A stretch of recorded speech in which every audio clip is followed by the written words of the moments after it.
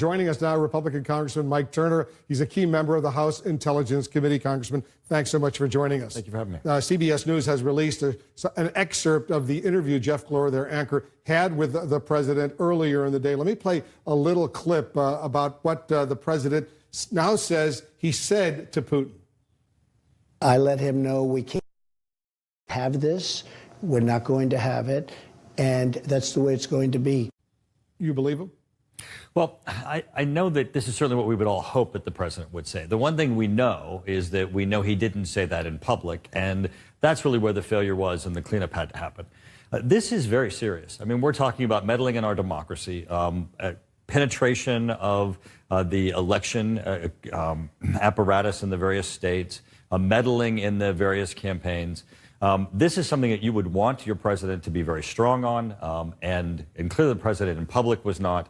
I would hope that he certainly would believe that and certainly would make that statement more strongly and directly. Why couldn't the president say, when he was standing next to Putin at that lengthy news conference, what he told Jeff Glor of CBS News today, that yes, Putin is responsible, that Russia meddled in the U.S. elections? I can't imagine. And what's really important about him having stood next to Putin and to have said it would have been that the world would have heard it, because Putin got a pass.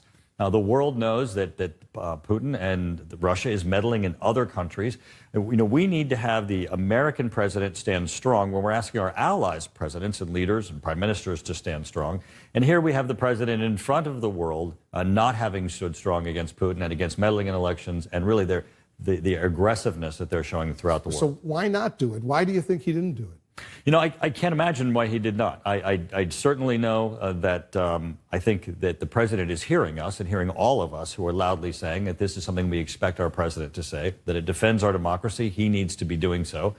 And that we're all incredibly disappointed that he did not. So I think that this beginning of a process where he's making these statements hopefully will change the tune of this administration and of this president. It may be late. They're celebrating in Moscow. If you look at Russian TV, they're drinking champagne right now. They think this wasn't just a good meeting, a great meeting. It was a super meeting. It was beyond super, they're saying. Well, it is a meeting, and it certainly is a press conference. What has to happen now is to see, where does policy go? We still have very strong sanctions against Russia. We still are arming the Ukrainians against Russian aggression. We still are continuing major support for our allies in NATO. And that has not changed, regardless of the statements that were made in Helsinki.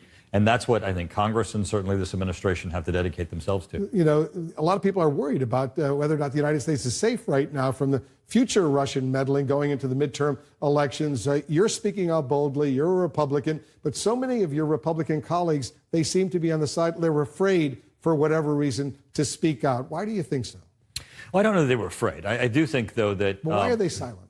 Well, I can't explain their silence. I can only tell you about why, I believe it's important to have this dialogue. I mean, this certainly, from serving on the Intelligence Committee and the Armed Services Committee, working with NATO, I can tell you that the importance of the president's role here goes directly to the heart of our national security and that of our allies, and the president needs to stand strong. If Russia sees any weakness, they fill that vacuum, and you get instability and an impact lessening our national security. You wrote a letter to Devin Nunes, the chairman of the House Intelligence Committee. You're a member of that committee. You wrote a letter to Nunes saying, there, quote, "There is no dispute that Putin intended to harm our democracy and hurt Clinton's campaign." Why did you feel it was necessary to remind the chairman of that? Well, when the report came out from the Intelligence Committee, there were a number of members who made statements that were sort of contrary, actually, to the context or the text of the report.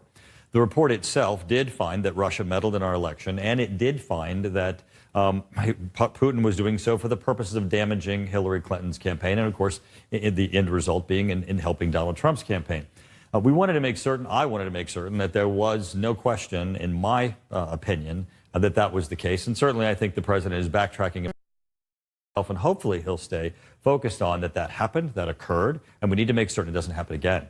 A quick question on Montenegro, and I know you've been there, you're a strong supporter of NATO. The president seemed to question America's commitment to NATO, specifically the latest member, the 29th member of NATO, Montenegro, in an interview with Fox News. Let me play this clip.